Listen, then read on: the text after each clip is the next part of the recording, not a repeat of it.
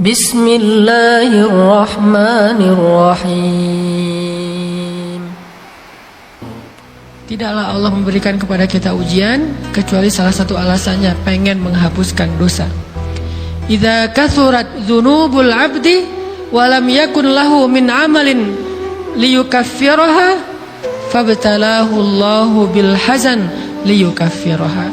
Kalau seorang hamba banyak dosa dan dia nggak cukup amal untuk mengkifarat dosa-dosanya, Allah akan menguji dia dengan rasa sedih, dengan rasa kecewa, dengan rasa berat, sakit hati untuk mengkifarat dosa-dosanya. Itu yang kita bangun, sehingga kalau ada masalah sama orang lain, kita memperbaiki diri dulu, bukan sibuk dengan kesalahan dia terus menerus yang nggak mau kita maafin. Misalnya ada teman kita nih jadi clash sama kita, hal pertama yang kita bangun, astagfirullahaladzim, saya banyak dosa nih. Tapi kan yang salah dia, ya. Tapi mungkin dia nggak akan mengatakan kalimat itu, nggak akan bersikap kayak gitu kalau kita nggak punya dosa. Allah sengaja mengutus dia untuk menguji kita lewat kata-katanya, lewat perilakunya, karena kita punya dosa. Jadi penyebab pertama diuji itu bukan teman kita yang salah, itu penyebab kedua. Memang dia salah, dan itu harus kita akui, realistis lah. Dia salah, dia nggak pas, dia nggak bijak, dia apa? Oke. Tapi yang mentakdirkan dia salah kepada kita, Allah Subhanahu Wa Taala. Kenapa Allah takdirkan gitu? Karena kita masih punya banyak dosa. Allah kirim kita ujian, bisa manusia, bisa alam, bisa dalam diri kita sendiri. Itu semuanya adalah cara Allah untuk menguji kita dan membersihkan dosa-dosa kita. Ini yang kita bangun pertama. Yang kedua, kata Nabi di dalam hadis Bukhari, "May yuridillahu bihi khairan."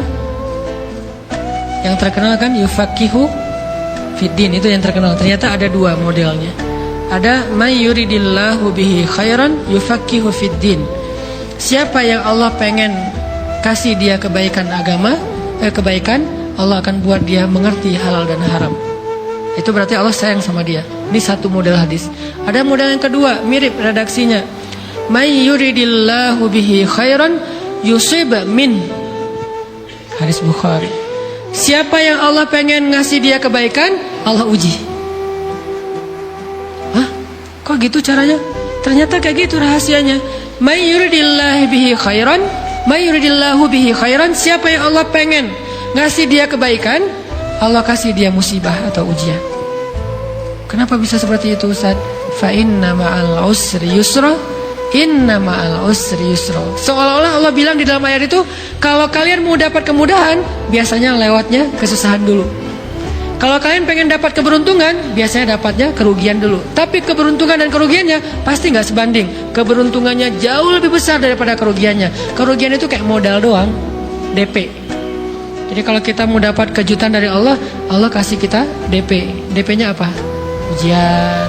DP-nya musibah. DP-nya rasa nggak nyaman. Itu DP tuh. DP terhadap apa? DP dari Allah terhadap hadiah-hadiah besar yang Allah pengen ngasih ke kita setelahnya. Cuman banyak orang yang menolak DP ini. Sama kayak kita misalnya. Kalau kita mau ngasih dia hadiah, kita kasih dia kayak kejutan dulu. Dia lagi ulang tahun nih, disiram air dulu. Setelah itu dikasih hadiah-hadiah yang mahal. Rela nggak disiram air demi hadiah? Rela, udah siramin lagi aja. Kalau setelahnya ada hadiah. Yang kita nggak rela, kalau setelah disiram disuruh bersih-bersih sendiri dan nggak dikasih apa-apa, kan nggak rela tuh. Berarti ini bab iman. Yakin nggak kalau Allah tetap ngasih hadiah? Kan sabar dan iman itu ternyata tahu aman, kembar. Kalau kita yakin Allah ngasih hadiah setelah ngasih kita DP ujian, ya kita akan sabar. Gak apa-apa deh, ntar lagi mau dikasih hadiah, digini-giniin juga gak masalah. Dibully, diapain sama Allah, biarin aja. Ya Allah saya sabar, kan ntar lagi mau dikasih hadiah nih. Ini masalah yakin. Tapi kalau kita gak yakin, apa sih maunya Allah, gitu kan? Begitu kalimat ini keluar, maka yang muncul setelahnya adalah mengeluh, berputus asa, dan gak akan sabar menghadapi ujian. Ujian, kata Nabi, may yuridillahu bihi khairan. Siapa yang Allah pengen kasih hadiah, siapa yang Allah pengen kasih kejutan, siapa yang Allah pengen kasih pertolongan, siapa yang Allah pengen kasih kebaikan, yusib min, Allah akan uji dia dulu.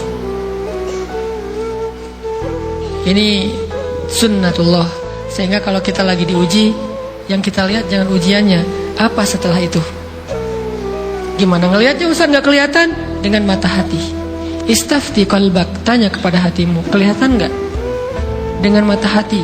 Gimana ngelihat dengan mata hati? Dengan iman. Saya percaya Allah pasti ngasih kebaikan setelah ini. Orang Allah sendiri yang ngomong, nggak ada satu huruf pun di Al-Quran yang salah, apalagi satu ayat, apalagi dua ayat. Fa inna ma'al usri yusra, ditegesin lagi, inna ma'al usri yusra. Tapi usr dulu, baru yusr. Dikasih kesusahan sedikit, dikasih kemudahan yang banyak. Dikasih kesusahan sedikit, dikasih kemudahan yang banyak. Ini yang kita coba bangun, tajdidul iman, bangun memperbarui yakin. Sehingga ketika kita diuji, sedih, wajar. Mengaduh sedikit, bukan mengeluh ya. Kalau mengeluh kan nyalahin Allah. Kalau ngaduh, yang namanya orang dicubit kan, itu ngaduh. Tapi kalau apa sih maunya Allah? Nah itu ngeluh. Antara mengadu dengan mengeluh berbeda. Mengaduh itu manusiawi. Sedih itu manusiawi. Air mata bahkan bukan hanya manusiawi, itu rahmat dari Allah. Orang yang nggak bisa menangis itu yang bahaya. Kalau kita masih bisa menangis, berarti kita masih peka hatinya. Bukankah anak kecil paling sering menangis? Berarti hatinya peka. Siapa lagi selain anak kecil yang paling sering menangis? Cewek. Cowok itu emang gak punya perasaan, makanya jarang nangis. Cewek dikit-dikit nangis, jangan bilang, cemen banget sih nangis, cengeng apa. Enggak, karena dia perasaannya lebih peka dari kita. Itulah kenapa Allah menitipkan bayi kepada perempuan. Kalau dititipin ke laki-laki, hancur. Di balik kepekaan perempuan, di balik sensitifnya perempuan, di balik perasaannya yang luar biasa, di situ Allah Subhanahu wa taala menitipkan amanah, dia yang paling baik dalam merawat bayinya. Perempuan secara umum mungkin lebih banyak bicara daripada laki-laki ya. Walaupun ada orang yang perempuan pendiam banget, ada yang nggak ngomong sama sekali, misalnya diem-diem aja, ada. Tapi secara umum perempuan lebih banyak berucap daripada laki-laki. Emangnya ini kekurangan? Bukan. Ini kelebihan. Kalau dia berikan itu dalam hal yang tepat. Apa yang tepat? Mendidik anak. Justru karena perempuan banyak ngomong, lebih baik dalam mendidik anak daripada laki-laki. Laki-laki itu kurang mendidik, kurang mengedukasi kepada anak dengan usia tertentu, karena dia jarang memahamkan. Salah hanya marah, salah hanya ditegur. Kalau ibunya jelasin, gini sebelum tidur, ibunya yang ceritain banyak cerita. Saya sendiri ngalamin sering mana seorang ayah sama ibu interaksi sama anak dalam bentuk verbal. Sering ibu. Jadi menangis itu rahmat dari Allah. Nggak apa-apa, nangis saja. Dan itu tidak disebut mengeluh. Kamu kok nangis sih? Kan orang Islam harus sabar. Emangnya nangis dengan sabar itu bertolak belakang? Sabar tetap sabar ya, nangis jalan aja terus nangis. Nangis pakai nangisnya nggak cuma nangis doang, emotikonnya juga nangis, berderai-derai gitu, sampai air matanya menggenang gitu kan ya, bolehlah. Ditambah lagi dengan visual menangisnya, posting bahwa dia lagi tertusuk duri dengan postingan kaktus atau apalah, dia pengen share ke semua orang bahwa saya sedang sedih, sehingga nanti ketika ada orang yang menghibur dia dengan sedikit kata-kata yang sabar ya segala macam, makin berderai-derai. Itu belum jadi, kecuali dia keluarkan kata-kata mengeluh, baru dia disebut orang yang banyak mengeluh, berputus asa. Kalau mengaduh wajar, walaupun ada nabi udah diuji berat nggak mau mengaduh, apalagi ngeluh. Zakaria digergaji, mengadu aja nggak. Kenapa? Karena kata malaikat, kalau kamu mengaduh sedikit aja, maka Allah Subhanahu wa taala akan menghancurkan kaum ini. Dia kasihan kepada kaumnya, nggak mau mengaduh. Satu-satunya orang yang kita tidak boleh mengaduh hanya orang tua. Atau itu mengeluh kalau untuk orang tua. Kalau yang lain nggak disebut mengeluh. Kalau ke teman, malas nggak apa-apa. Jangan sering-sering tapi. Apaan sih? Ke teman boleh. Tapi ke orang tua, saja, itu bukan lagi mengadu, itu sudah mengeluh. Khusus untuk orang tua. Kalau diantara manusia. Kalau kepada Allah dan Rasul, pastinya lebih dari itu.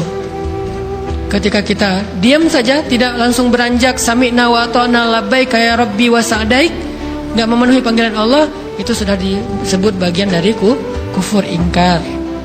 Tapi minimal kita mungkin masih mengaduh, kita masih menangis, kita masih lelah, kita masih merasa lemah. Setidaknya kita tidak mengeluh.